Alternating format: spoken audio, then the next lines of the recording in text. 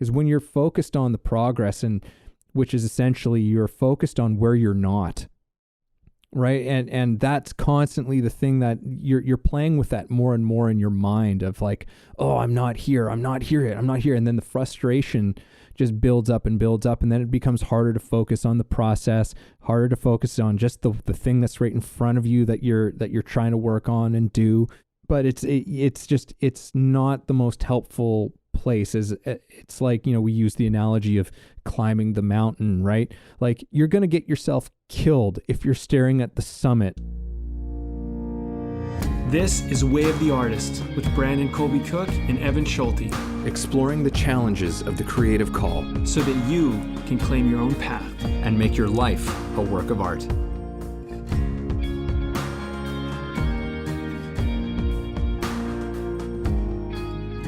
Rolling 2. Bam. All right. Well, we're going to sit here. We're going to have a conversation. We're going to talk about some stuff. We're going to talk about some creative things, as we usually do. Although it's pretty hard not to talk about creative things in some levels. Wouldn't you say, Brandon? Damn near impossible. Damn near impossible. How do you do it? I don't know. Growth happens in the gaps. Growth happens in the gaps. I'm not going to say too much about this because this was sort of the idea was Brandon's brainchild on this one, in terms of something that he's been thinking about, that you've been thinking about. I'll address you directly, not in the third person for everyone else. I am here. So I'm going to turn it over to you, and why don't you set the table a little bit on what you were thinking about in terms of this. Expand on this a little bit to so we can launch ourselves into this discussion. Yeah, all right. Well, okay. Something I've noticed is that when you learn something, you gain knowledge, you understand something, it doesn't necessarily mean that you can apply it right away. There's this gap. There's this like place where you're at, and there's this place where you could be, and you somehow have to figure out how to close that gap. And that's very hard. And it's going to require some kind of growth, and it might require different things in different cases. I mean, sometimes it's going to require practice and just a discipline around learning that skill and learning how to use it and handle it, whatever that might be. In other ways, it might be experiential.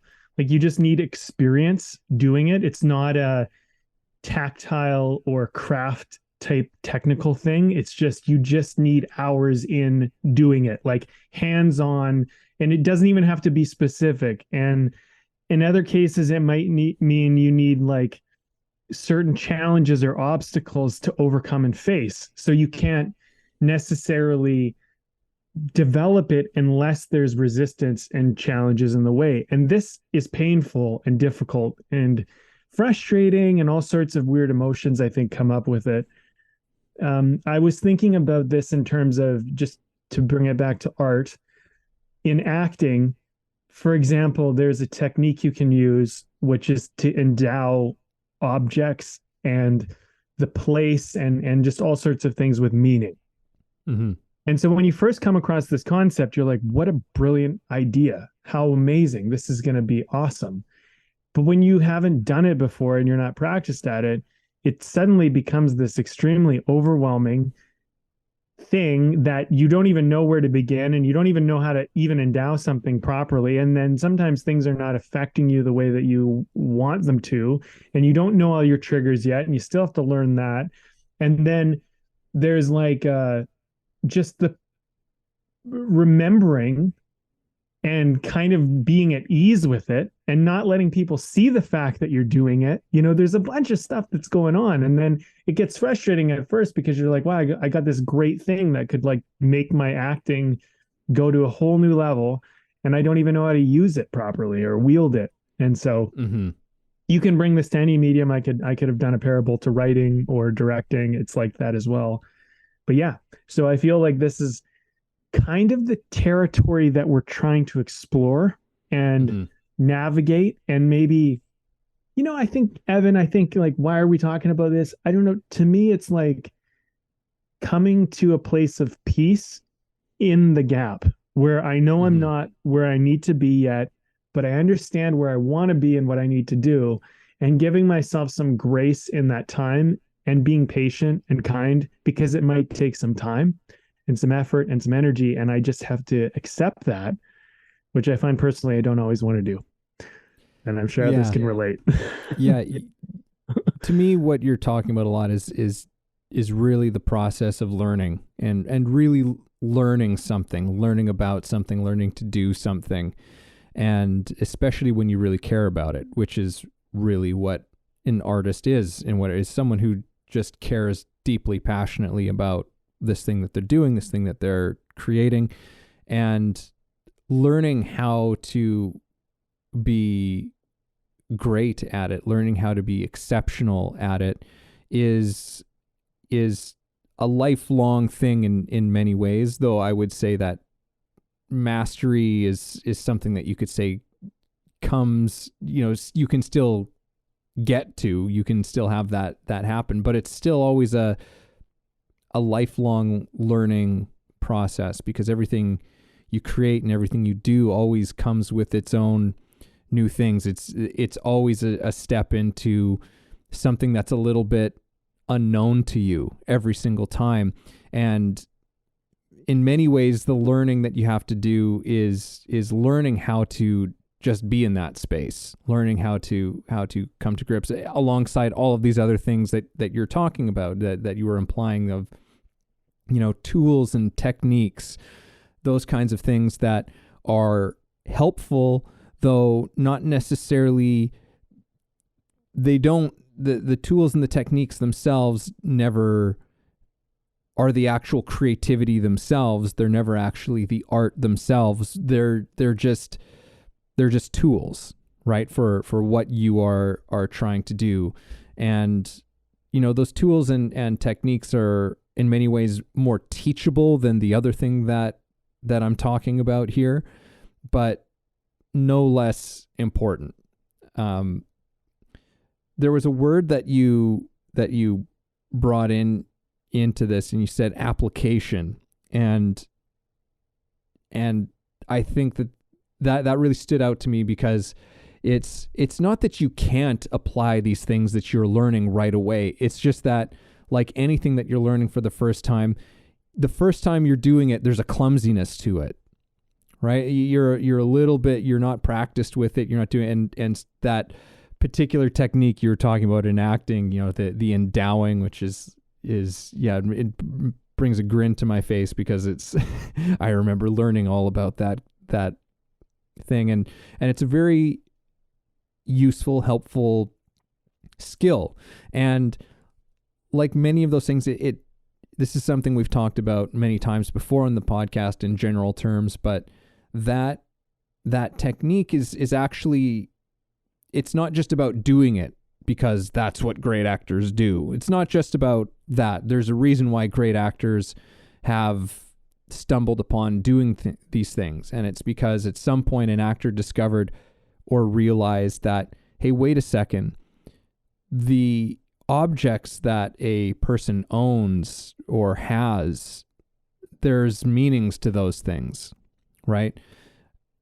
For example, someone who, like a character that you might be playing who does not have very much money, but let's say they own one extremely expensive suit, right? And so that person is going to treat that suit with a certain kind of care and respect. They're not going to be careless about it. They're not just going to toss their jacket in a heap on the floor.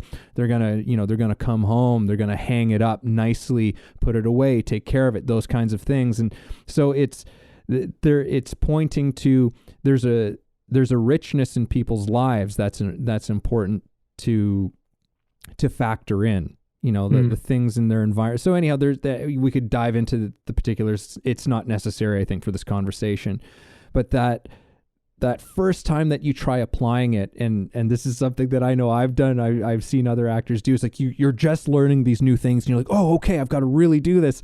And there's a kind of clumsiness, or sometimes there can also be like an overdoing it, where suddenly now it becomes like they're overselling it, they're overacting it because like, oh, I've learned this thing, so now I've really got to go hard at it. And then all of a sudden it becomes like, what's going on?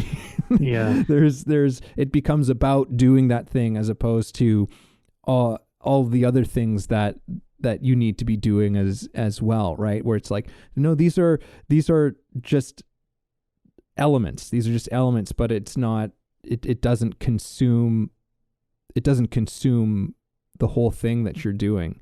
Mm-hmm. So anyway, this is all to say that, yeah, that first time, or when you're just learning, there's a clumsiness to it before it becomes something that you really understand through doing it. And I think that that's the important aspect of it. Is the only way that you really start to understand it is by doing it, by putting it into action, by putting it into practice, is the only way that you actually start to understand, oh, right, okay, I see where this has its place, why it has its place, when it's necessary, when it isn't necessary.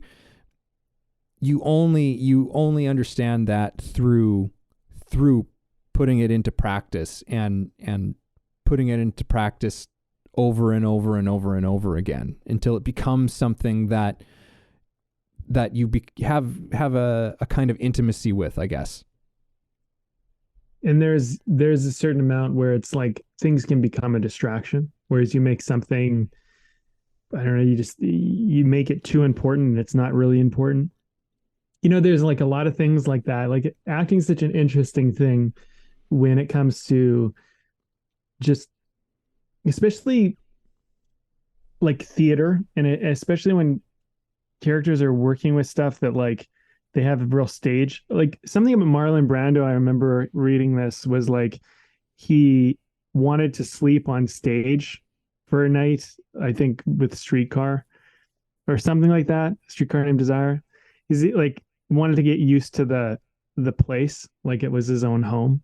And there's like a lot of things like that I notice with your home. Like you don't even notice them. They're just normal. They're just, and it's not that they're so meaningful. And I think that's a common misconception with a lot of actors. Like, I need to make this mean something, and I got this from this uncle and blah, blah, blah, and whatever. And it's like, yeah, this is really what it is. It's like, you gotta kind of walk around your house and like, notice the dirt in the corner that you've never really cleaned up, or that box you haven't moved or something, right? And it's like, and you just don't care.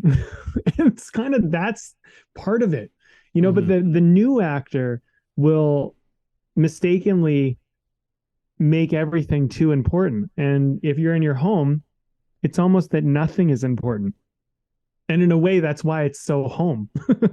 That's why it feels like home, because everything is just taken for granted and obvious and like there. And when you look for something in a cupboard, for example, you know exactly where it is. You almost don't even have to look. You're having a conversation. You're not even really looking for where it is. You just grab it because you know exactly where the forks are out of the spoons, knives, and whatever that's in there. You just know exactly which one to grab it. There's not a second of searching because you know which one it's supposed to be in. And if it isn't, you would be surprised. And then that would read, because you'd be like, wait a minute, what the hell? Like, I grabbed a spoon. Like, there's supposed to be a fork there. You know what I mean? Like, you just know. And so there's like, the thing is like when we're talking about an actor who wants to do like a great performance, these innocuous, seemingly unimportant, obvious things are what makes it so great in a way.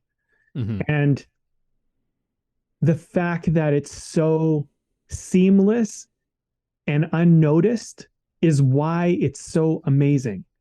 Mm-hmm. But the moment we start to notice it, the moment we start to be like, our attention is drawn to it because the newer actor wants to go like, let me show you my skills. You've seen that before if you've been in class. Yeah. And it's like, no, you're fucking it up, man. You're fucking it up, right? Just let it go. But this is the thing I'm talking about, is like, you don't always know where you're going wrong with this thing you're learning. Like you're like, no, but I've learned it. I get it. But you don't understand how you're not doing it right in a way. Like you're robbing it of some of its glory somehow by maybe you don't understand it quite clearly enough, you know? Yeah. You don't quite understand why it's there. And I know for me, like when I was young with acting, I wanted so badly to do a good job and to impress, as I'm sure many young actors find themselves at some stage. But I remember that period of wanting to show that I've worked hard. Mm-hmm. And like, then there's a stage where you realize, man, why was I I was working against myself? What was I doing? Yeah. And that's but you got to grow out of that. Like, it's like, and maybe there's some people out there, they have that kind of divine, like they just know they're not like, maybe they got enough love as a kid.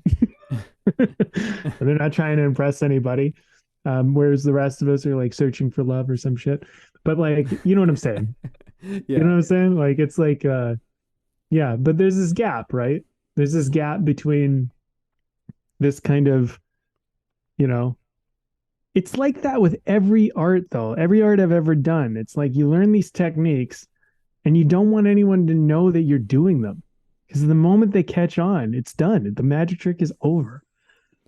It's just or I mean, gone. I think that there's even I think that can sometimes be a misunderstanding, is that actually you think that you want people to notice this stuff. It's like, oh, I want people to notice these things, and it's like, no, you don't. You don't really want, right. Like, you want people to notice it, but you don't want it to stand out. You don't want it to draw too much attention to itself, because then we go like, what the hell's going on? Like there's something we detect that something weird is going on, and we'll say that, and we'll say that was weird. What was that part all about? And that's very often the case of, an actor, artist making a meal out of something that was not necessary. It was drawing attention to its own self because it was trying to draw attention to itself. Right. And look, here's the thing. There might be moments where you really actually want to do that. You really actually want to draw attention to something. But as far as in the world of acting goes, that's usually something that's pretty clear. Like that's something that the writers probably built into it and that the directors built into it, where it's like, no, this is important that everybody sees this. Everyone needs to see this. So it's not necessarily some behavior that you have to create as an actor on your own, doing something that nobody else is aware of, and then trying to make sure people notice it so that they can see how brilliant you are and all that kind of stuff. But getting a little into the weeds here. No, but what I'm bringing up the right points. Yeah, and the thing is I think that maybe what you were pointing to is that there's maybe a kind of necessity to that kind of trial and error to a certain degree. What do you mean? What do you mean by that? There can maybe be a certain level in which, you've got to misuse it. Like you've got to go in there and you've got to see how not to use it by putting it into place, to go like, oh wait, I'm putting way too much into this. It needs to just be something that is almost invisible to everybody, and I don't need to think too much about it. It just becomes a part of it. Like another thing, I'll just use acting as the sample here, but something like having an accent or having some sort of a physical impediment, like a limp or an injury or something like that you have to perform the entire play or movie with that thing. You want to have that at a point where you're not even thinking about it. You don't want to have to think about it, because there's so many other things that are more important to what your job is as an actor, right? So it's kind of like that. If you have to be thinking about it, if you have to be putting so much attention into what is really just this small thing, that's one of those ways in which, like, there's, I think, a misunderstanding of what you're doing. But as I was saying, there might be, I think that's part of what goes with that initial clumsiness to learning anything new for the first time is you go into it kind of gung ho, I guess, and you with excitement and energy and all of this stuff, and then you start to actually figure out you actually start to figure out what it's really all about. But that's a very, as you were saying before, that it's an experiential thing. Like, I really think that's where you take it from that place of theory to practical, right? Theoretical to practical, which is an interesting thing that I've always thought of those two things as being a one or the other type of a thing. But now it's seems very obvious that, oh yeah, those things are actually, they're sides to the same coin. Like many other things, those opposites are actually, they're joined to each other. Then they can never be separated from each other. There's that relationship where eventually the theoretical becomes the practical.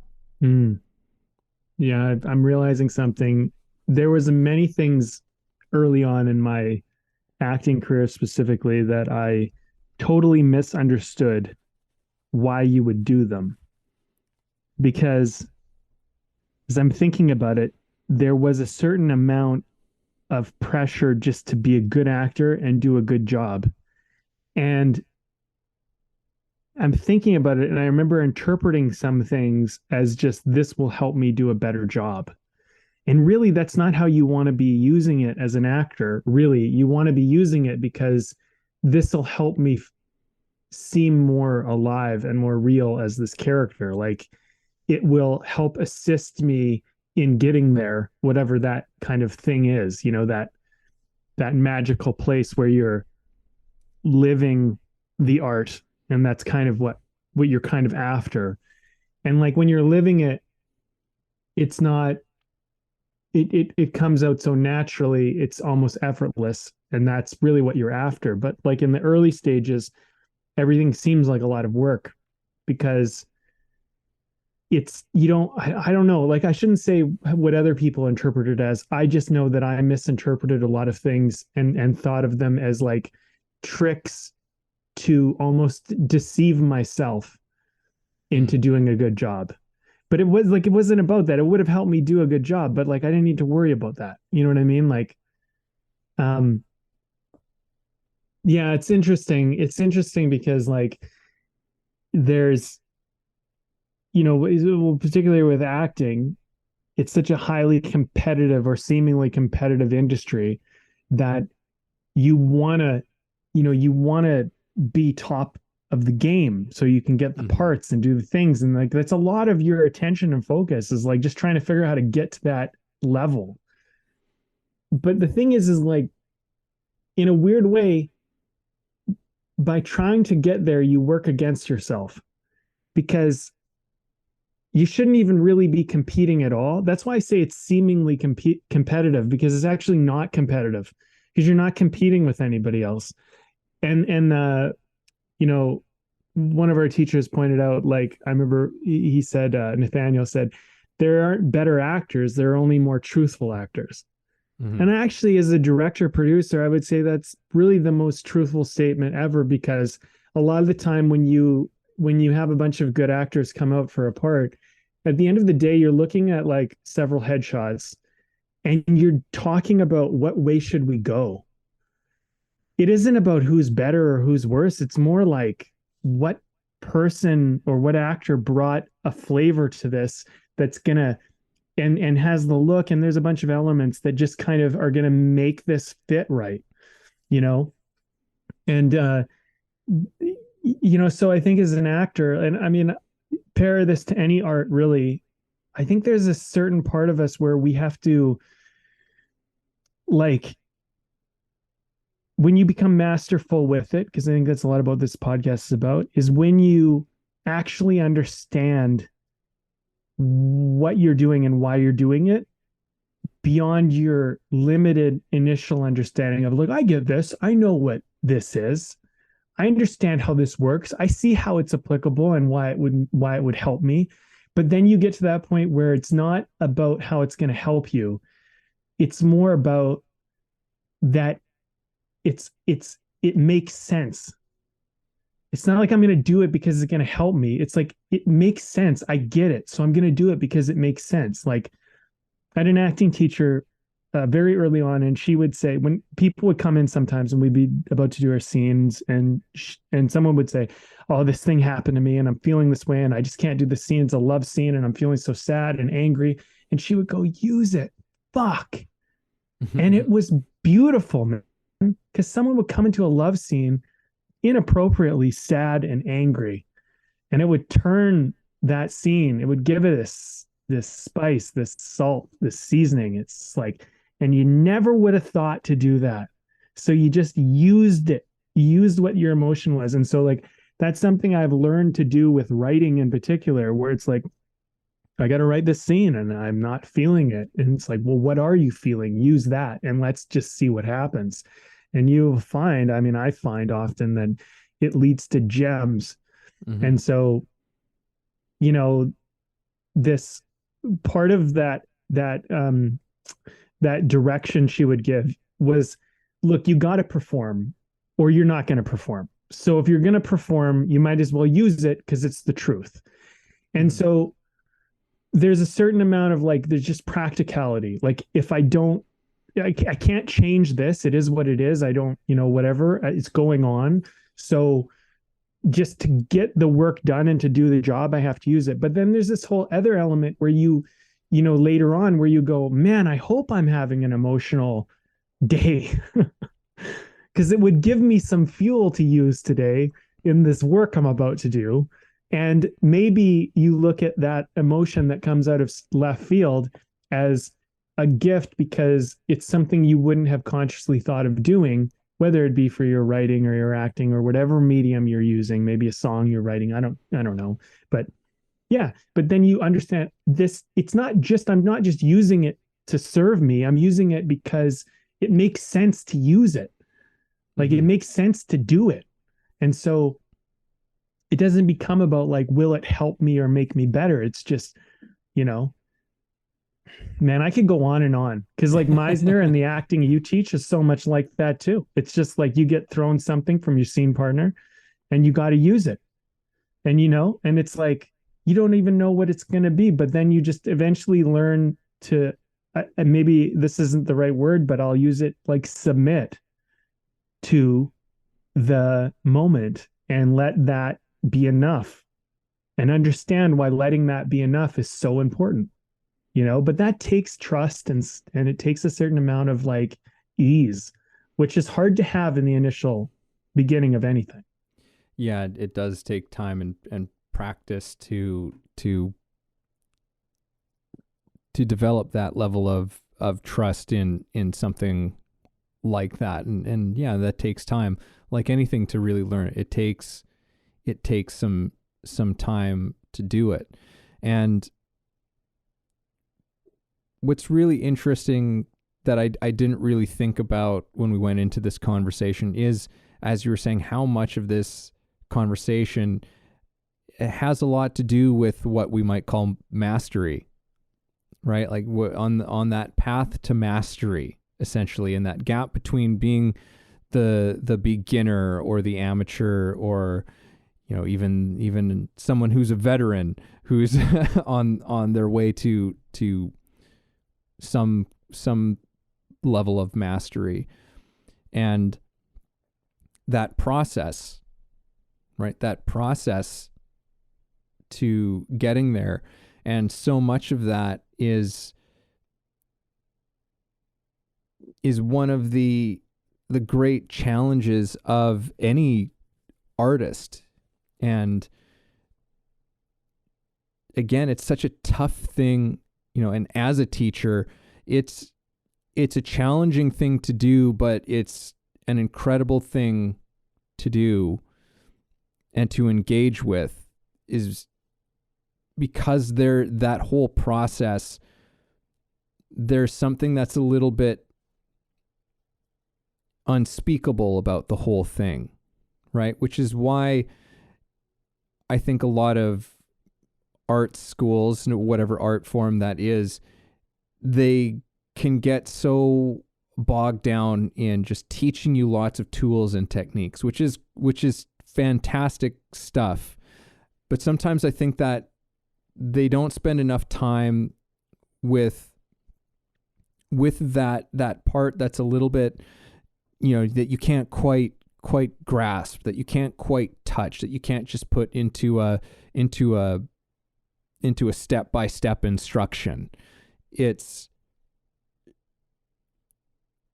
in, yes, we're giving you all of these things, but there's this whole component of you that is coming through. Like you talked about the medium, and yes, there are these mediums that artists work in, but the artists themselves are mediums. Artists are these mediums to creativity, and all of that stuff that's going on, it's like, use it, right? It's like, yeah, use it, because everything that you're doing is coming through that right now, right? Because that's what's alive and that's what's present in you right now. And you can either acknowledge that and work with it, or you can waste energy trying to fight it. And yeah, and those are things that, that's part of that learning, right? Where it's in many ways, that's like a wisdom from an actor who's learned through experience to do that, as opposed to like, don't fight it. You're going to waste too much time trying to just pretend that you're not feeling the way that you're feeling right now, trying to force yourself to feel some way that you're not open to being right now. So experience has shown, just use the thing that you've got, right? And as you said, it could end up bringing a quality so interesting and unique and all of this stuff, and and people will watch it and they'll say, whoa, holy shit, how did she do that? How did she and they'll try and understand it and break it down in a way that then they can put it into a practical thing. And when really it's just like, how did you do that? And she's like, I just had a really fucking shitty day, and I yeah. I just used the thing that was going for me then, because that I couldn't.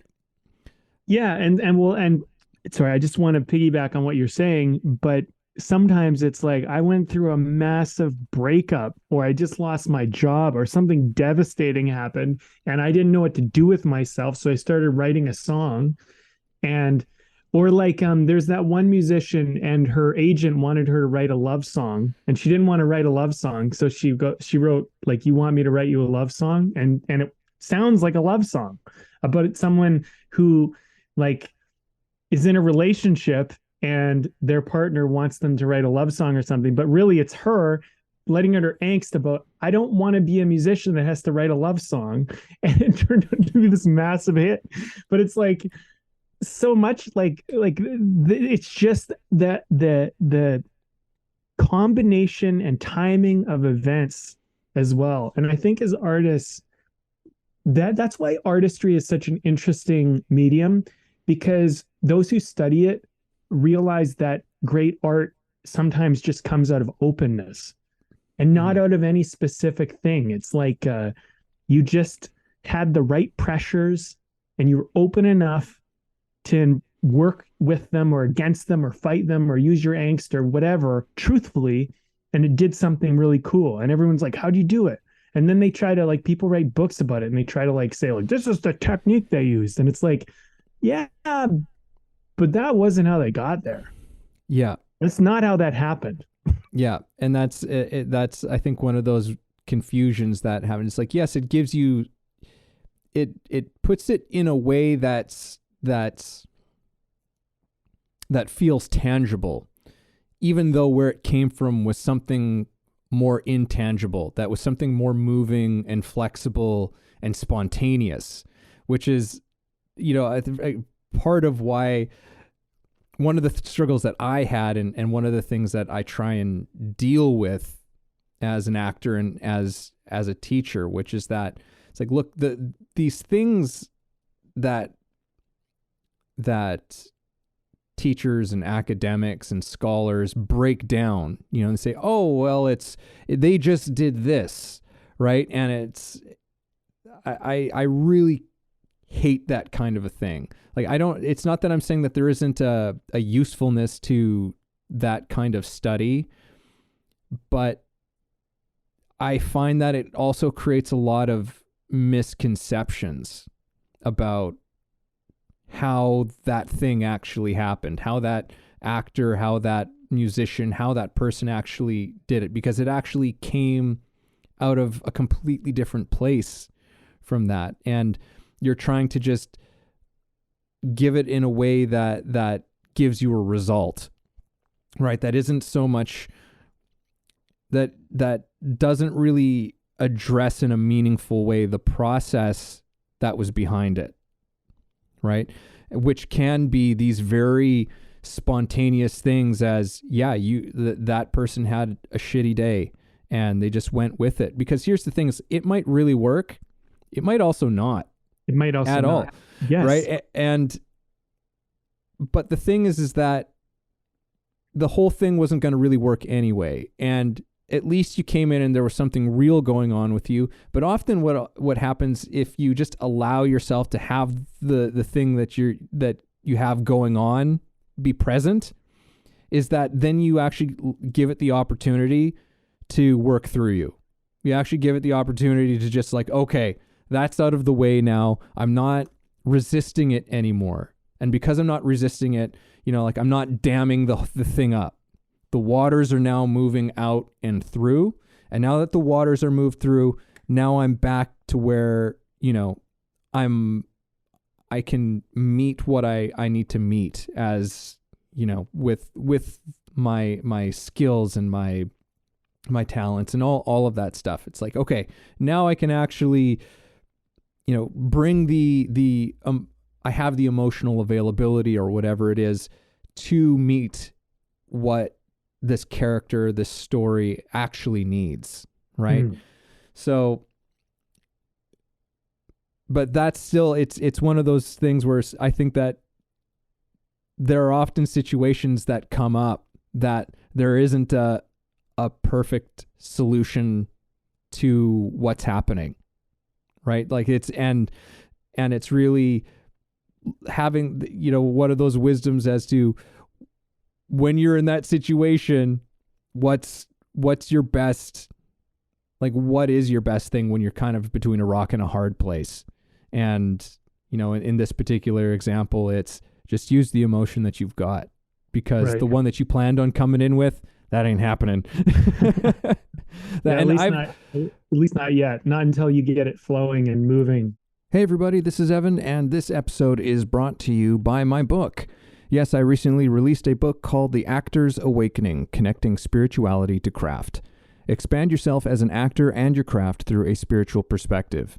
Take a journey that will explore universal philosophies and insights to help you understand human nature in a profound way, and develop practices to take your work to another level.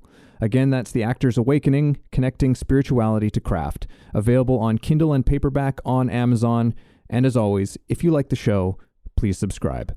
And that's part of, the other thing too is emotion can enlighten you on things. And I think in culture today, we have such a fascination, or that's a fascination is not the right word, but it's like we want happiness all the time, and we want to be content, and we want to feel like all our time is like valuable and fun and enjoyable and not painful and not uncomfortable. And there's a lot of attention that's put towards that. So when people have emotions come up like sadness and anger and things along those lines, the first thing they try to do is like, how do I get rid of this? What do I need to do to resolve this problem? Whereas, I'd say a wiser person would say, oh, I seem to be feeling this way. what might be going on? What might I be able to learn from this? What might I be able to do with this? You know, disgust is such a wonderful emotion that we hate. You know what? Disgust is like a horrible one to feel. It sucks. And when you feel deep, deep, deep disgust, it's like, oh God, it's the worst thing in the world. But you know what disgust does? It gets you off your ass and it gets you doing stuff, and it will make you change the world. So if you constantly just numb disgust and you run away from disgust and you never do anything with it, good luck changing the world. Good luck changing your life. Good luck doing anything. Disgust is one of the most greatest gifts of emotion that you could ever have, because disgust will get you in. Like when you look at people and you go, how did they do it? You know, there's times where you could be where you're pushing yourself so hard and people are like, how are you pushing yourself so hard? Because I'm disgusted with the lazy ass piece of shit that doesn't fucking show up for himself. And I don't want to be that guy. I'm so sick of him that's why I will run until I want to fall over. That's why I work until I can't, until I pass out on my desk, because I'm disgusted with being that loser. You know what I mean? And like, that's a bit of a, like a provocative way to put it, but emotion can get you to be your greatest self. And sometimes it's not going to be, and I think actually oftentimes it's not going to be in these really lovely, comfortable emotions that we want to feel. And, I'm a big believer in, short-term pain, long-term gain, and short-term gain, long-term pain. So when you're in those moments where you're like, oh, I just want to feel good, maybe ask yourself, do I want to feel a little good right now and a lot bad later? Or do I want to feel a little bad now and a lot good later? And if you can push yourself to the latter, man, you can do great things in life, right? But it's going to take this ugly feeling you got to feel right now. And you can't numb yourself and run away from it. And the same goes for doing art. Like, man, like when I was writing Love Lost, I was bawling my eyes out. It was so hard. I was like ripping my heart out trying to write this movie. And I just knew that if I could just hang in the pocket of the emotion, that something great would come out of it. I just knew it. And something really did. And I'm really proud of it. It's a really important piece of work that I've done in my life. But like if someone was to say like, oh, that must have been so cool, it must have been so fun, it wasn't always. Mm-hmm. It wasn't like I had to relive some shit that was really, really difficult to relive, but it was for the sake of this piece of art I was trying to create. And yeah, people can say that all day. They can say, well, it's just art, you're just using your imagination. I'm like, yeah, but it feels real, and that's all that counts a lot of the time. Like feeling is probably more real than reality for us most of the time. Think about that statement. Honestly, just like sit with this one. Feeling is more real to us than actual reality. You could be in a perfectly fine reality and everything is actually okay, but you're feeling like hell. That is more real to you. You are in hell based on how you feel more than you're actually in hell. And I think what's amazing about artists, especially highly prolific ones who really go there, is that they do that for us. They go to hell for us and then they show us.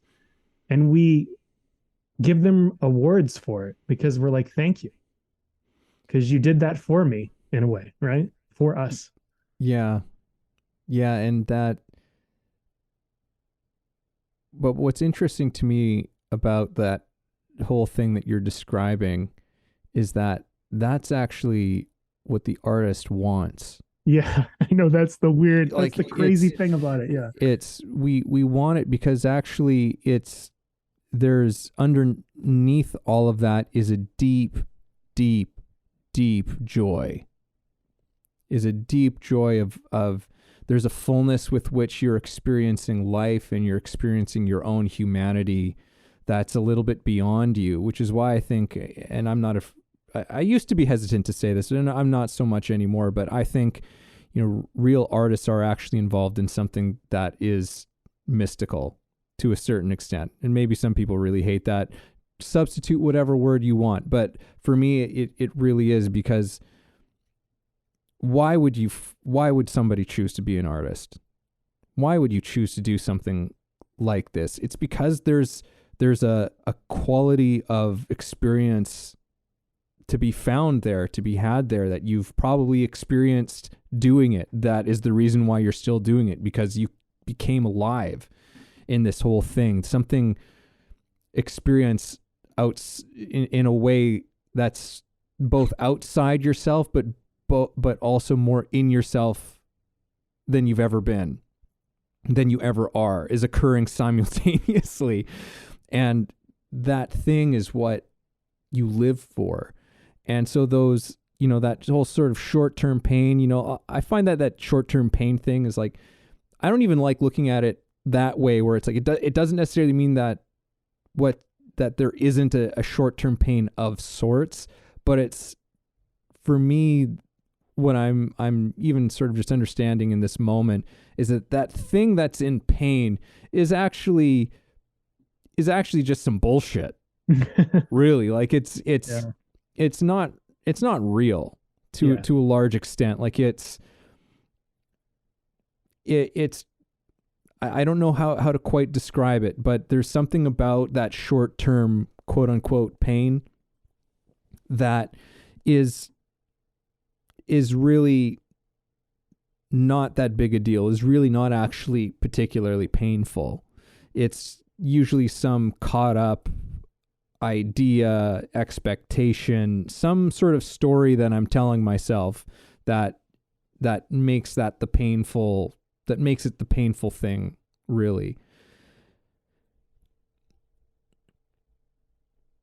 Yeah, well, I think you're onto something about that, because what pain tolerance and like recognizing like what you can handle and what you think you're feeling and what you're actually feeling, and the idea of what it might feel like is such an important factor to consider, because sometimes people don't do work that is important to them because they're like, oh, but it'll feel like this, and it won't. But they get in their head about it and they think about how it would feel.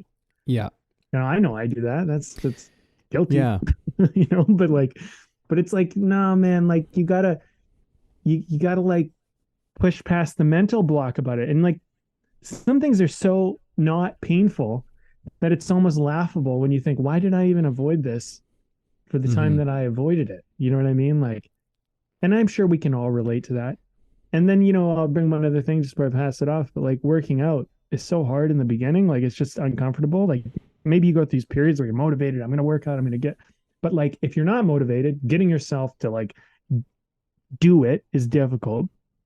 And then the first few weeks of doing it, at least the first few days, you're usually in pain, and you got to get past that pain. And then if you get into it, you start to not feel any pain, and you want to feel the pain because you actually like the pain. And it's kind of like, because that it's like, it's like a weird comforting kind of thing. Like, you accomplished something. And there's well, it's and which brings it back around to something else I want to get a bit more into, which is what I was saying about that joy thing. There's this joy that's actually underneath all of that stuff. Like as an actor, I have done scenes where I'm in an extremely painful emotion. I've put myself into an extremely painful emotion, thought, circumstance. I've brought myself to a point where I'm actually feeling and living this out as if it were a real thing. And all the while, there's this part of me underneath it all that's just having the most amazing fucking time. And I don't know how to explain that. I don't know how to explain it. And it's just like, and then the scene's done. It's just like, whoa. And you just want to do more of it. Like, you're just like, wow, that was amazing. That was a great experience. Yeah. When can I do that again? When do I get to go and do that again? And that's one of those incredible That's one of those incredible things. I don't know how we got here. Are we off topic, or are we I mean, usually this is all related in some way, how we got here. Well, I In don't terms I of don't know. I don't think we're off topic. I mean, I think what's interesting is as we ventured into this part of the conversation, earlier I was saying like, oh yeah, like they went there for us, and they made this great sacrifice. But like at the same time, like they loved it, right? Yeah. But it's like, so like don't pat yourself too hard on the back. I mean, like, but at the same time, like that's the beauty of it, right? Like you get to it. I think that's why I love film so much, and just like theater and all of the mediums in writing and directing and acting, because you get to bring your imagination to life, which is like I think all I ever wanted to do as a kid. So to me, even when I'm going through the most tumultuous experience, writing or acting or whatever's happening, I still kind of always love it because I'm bringing my imagination to life. And then there's a certain part of that, which is like, that's all that really matters anyway. And this feeling I'm having kind of just serves the imagination coming to life. Right. So it's, there is a bit of, but I think the thing is like, you asked a question earlier about like, why would you get into the arts, or why would you be an artist? And like, I think early on, it comes from a lot of like, that would be fun, that would be cool, I like doing it, maybe I can get these rewards in life from doing it, it's whatever.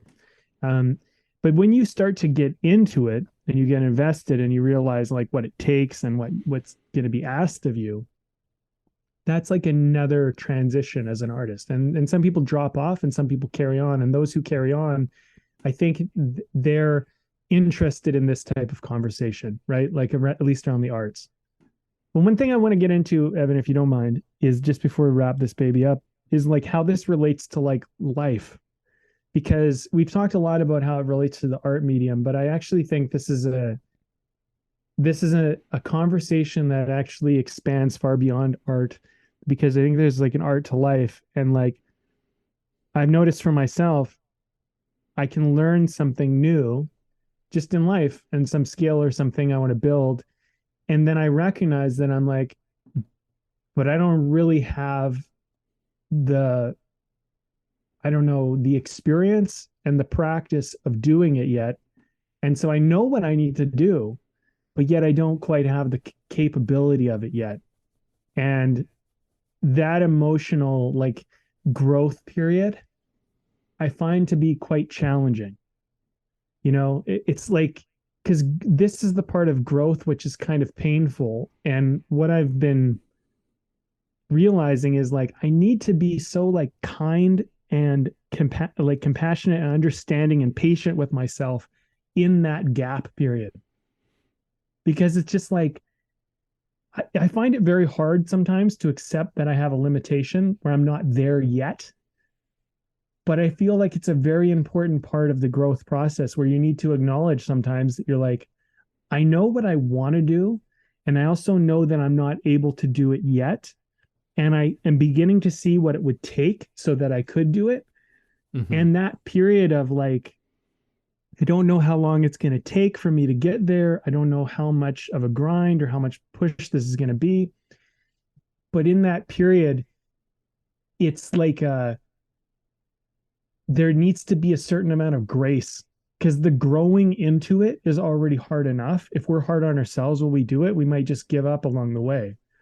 And I feel like that's a period of time where you really have to, it's growing pains, right? And I feel like that's an important thing for people to hear in this conversation. It's an important thing for us to discuss, is like, when you're in the gap, what's it like? How do you deal with it? What's the approach? My best answer at this moment is just, I would say, to be kind to yourself and to be patient with yourself and to give yourself some grace and accept that it's part of the process, Mm-hmm. And it's also not always about progress. Sometimes when you're in the growth stage, you're like, I need to be getting forward. I need to getting somewhere, moving something, gaining something, improving somehow. And sometimes it's not even about that. It's just about how you're processing the growth as you're growing. This is an important element to consider, because it's not always, and that's a little less obvious, right?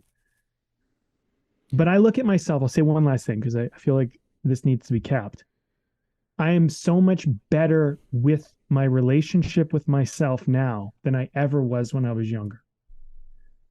And I have to look at that as a huge win, because the fact that I'm relating to myself in a much kinder, healthier way is growth. It doesn't mean I'm necessarily getting closer to this goal that I'm trying to achieve here, but in a way I am. It's just not in the way I thought I would be getting closer, because I'm going to be, when I get there, I'm going to be a much kinder person to myself than I otherwise would have been. So there's wins that are happening, but they're not always so obvious. They're not always so direct. Mm. Yeah, I think a word that popped into my mind that I think is associated with some of the ones that you said there is, like being kind to yourself, and that is humility. Like humility in the gaps, humility in the process makes you, I guess, fertile soil for the growth to happen. Sure, right. Yeah. And yeah, in many ways that's part of what that process is about, is like, what are the best conditions that you can create for yourself for that growth to occur in that gap, and what does that process look like for you? And yeah, and I like what you said about less focus on necessarily the progress, because I think we did a podcast a long time ago. It might not have even been when we were Way of the Artist. It might have been when we were B&E. I think we did a podcast called like Process Over Progress. Yeah, we did. Or something like that. Because when you focus on the process, the progress will happen, right?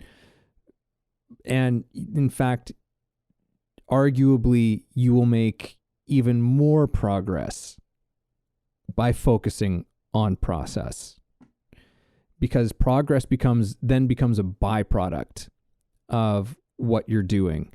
And when you focus on process, you are putting your attention on the things that actually matter, right? You're putting your attention on the things that you can actually do, the things you can actually work on, the things that actually make a difference. And you're also at the same time not putting yourself in a position where you're constantly looking at how far you have to go.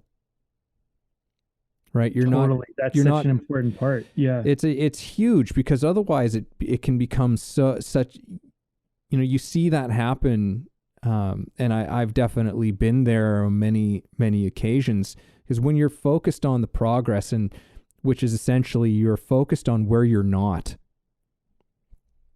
right? And that's constantly the thing that you're playing with, that more and more in your mind of like, oh, I'm not here yet, I'm not here. And then the frustration just builds up, and then it becomes harder to focus on the process, harder to focus on just the thing that's right in front of you that you're trying to work on and do.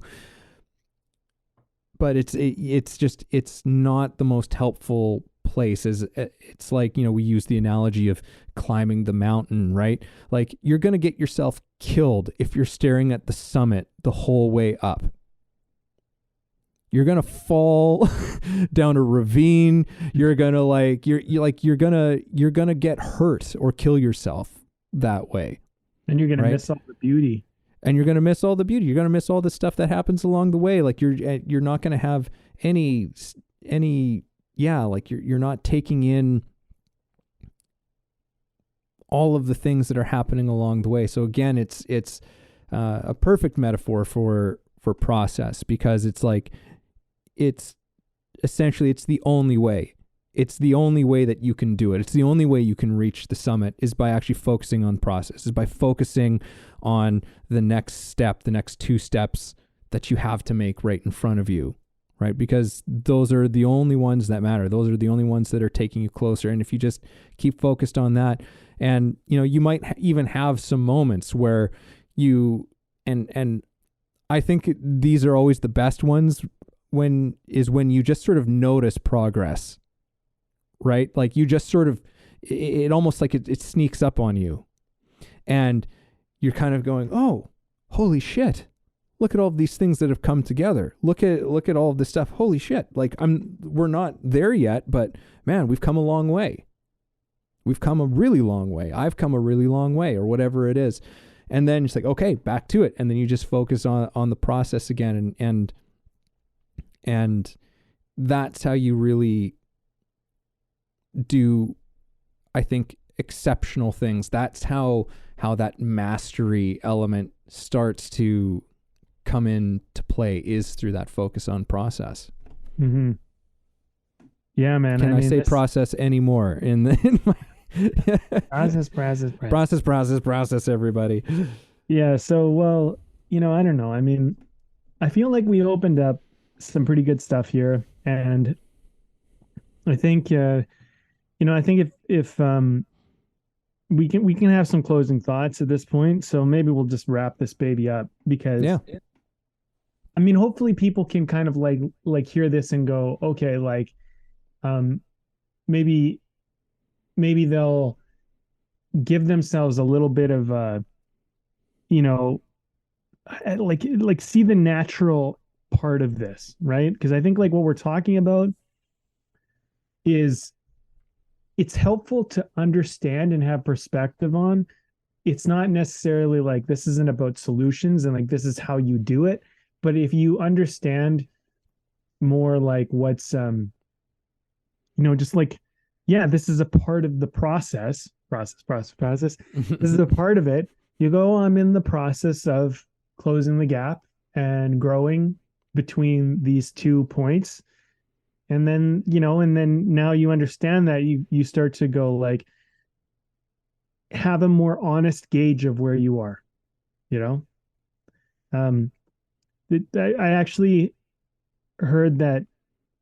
So like people who struggle from narcissism, not necessarily people that have NPD, narcissistic personality disorder, but part of narcissism and why it's actually so difficult for people who have it is that narcissism is essentially, for the most part, a defense mechanism to deal with your world. And people who struggle with narcissism tend to want to already be where they want to be. And they have a difficult time with humility, and narcissism are in many ways like polar opposites, because narcissists have a lot of difficulty with, or people who are narcissistic have difficulty with their humility. But you can actually mitigate your narcissism by finding humility. And part of humility is not needing to be where you are already, because the narcissistic part of us wants to get the rewards before we've actually worked to get there. You'll notice this is a very common thing about narcissism, is that because everybody has a little bit of narcissism, but it's like, wouldn't it be nice to just have what I want now and just to be there already? And so this whole fake it till you make it, like I'm going to pretend to be the thing before I actually am. And maybe people will believe it enough and maybe I can get away with it. But the problem is that it actually always catches up with you. And so eventually because you didn't actually go through the process, you find yourself where you wanted to be, but without being ready to be there, and you blow it, right? And the narcissist will often blow the opportunity, or our narcissism will cause us to not be able to perform in the moments where we need to be able to perform. And so like part of this talk, which I find kind of interesting, is like, maybe look at the gap as a way for you to really be where you want to be and really be who you want to be. Not by a lie, not by pretend, not by faking it, but by actually being there. And you have to go through that hardship of growth, but know that if you're in that growth gap, that you're actually doing the shit. And I think that's exciting. That's a really wonderful thing, you know? Um, so, I mean, that's not my wrap up, but like something that kind of came to me as we were working through this conversation is like, I know there's lots of actors and they think they're great and they're not. I mean, I'm not trying to be mean. They're just not. And they don't know why they're not good. And they don't know why they're not booking the parts. They don't know why everyone doesn't love them. And I would argue that that's the narcissism problem, where you already want to be the great actor without going through the growth gap of getting yourself there. So like, have the humility to be like, okay, I'm clearly not, delivering the way that I want to be delivering. And, but if you really grow, you will get there. You know what I mean? And that's kind of exciting, but it means that you have to go through the acknowledgement of, I can't fake it. I can't pretend to have earned these skills and gotten this experience when I don't really have it yet. Anyway, Yeah. Dude, what are you drinking for some bevy here? Yeah.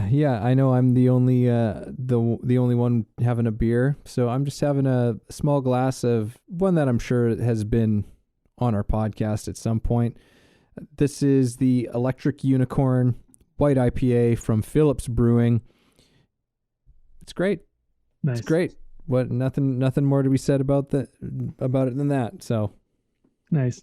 No beer for me today. Just wasn't in the cards for this one, just because of scheduling and whatnot. But yeah, man. Well, look, I'll give my wrap up because I kind of already did, and then I'll leave it with you.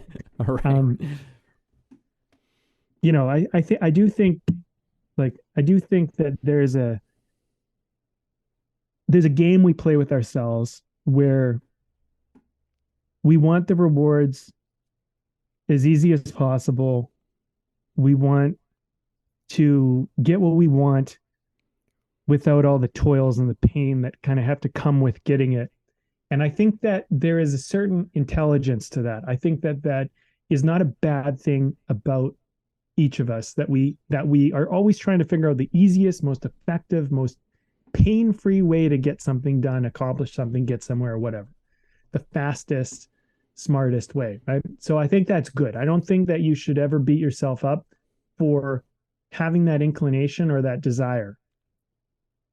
But I do think sometimes it's in your benefit to be like, what if I slow this down a little bit? What if I let this kind of gestate and breathe and just be a little bit, which I think will help you get in touch with your process.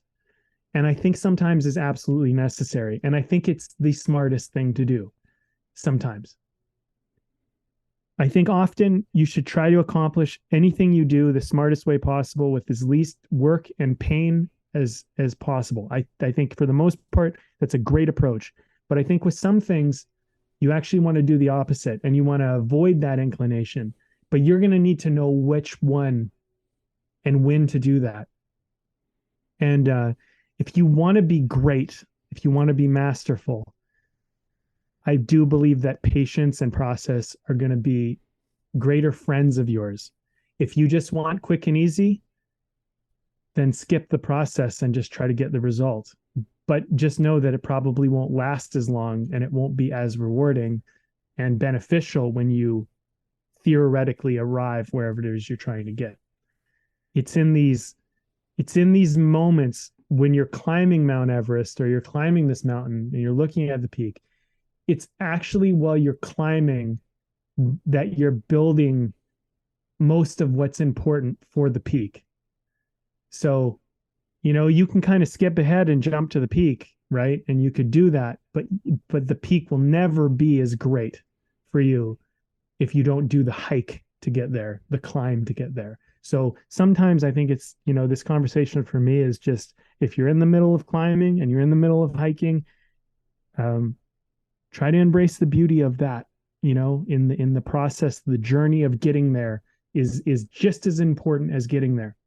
And if you can make that meaningful and important and value it, you may just find that wherever you're going will be much, much better and much more fulfilling and much longer lasting. And a lot of great benefits will come out of it. So don't skip this part, this gap.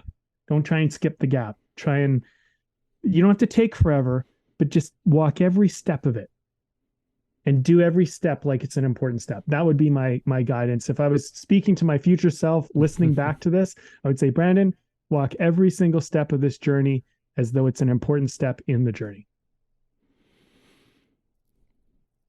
I second all of that.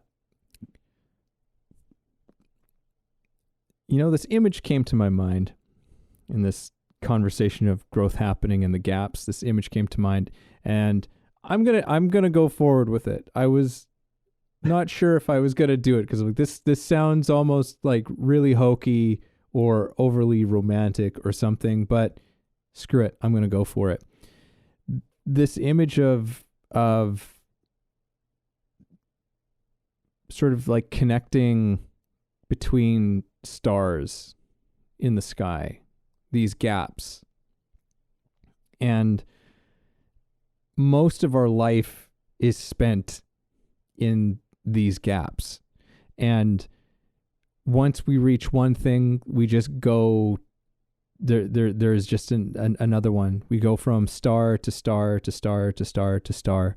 And we don't necessarily know where they're all connecting, but by the end of our life, there's this constellation that's left.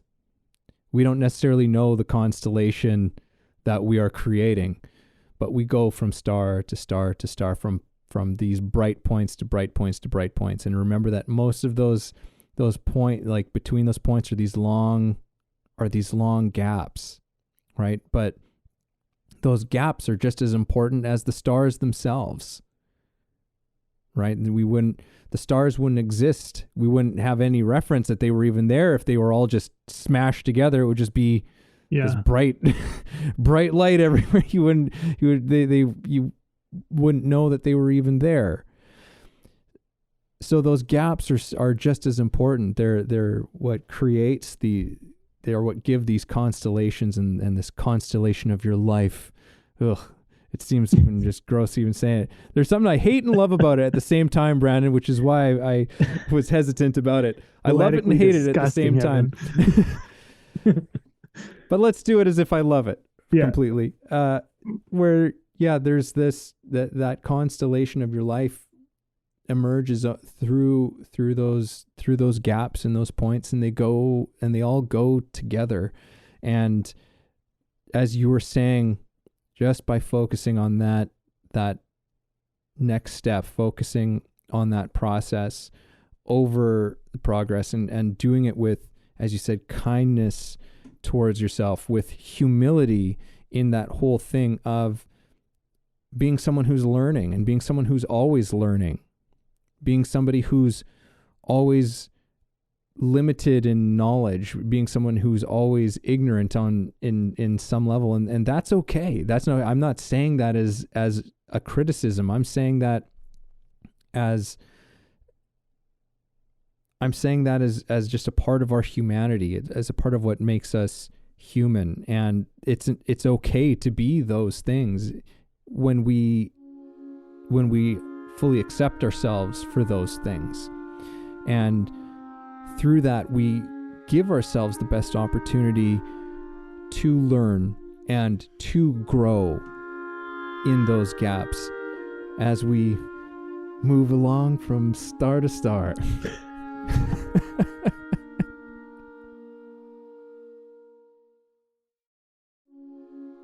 Thank you for listening in on our conversation today.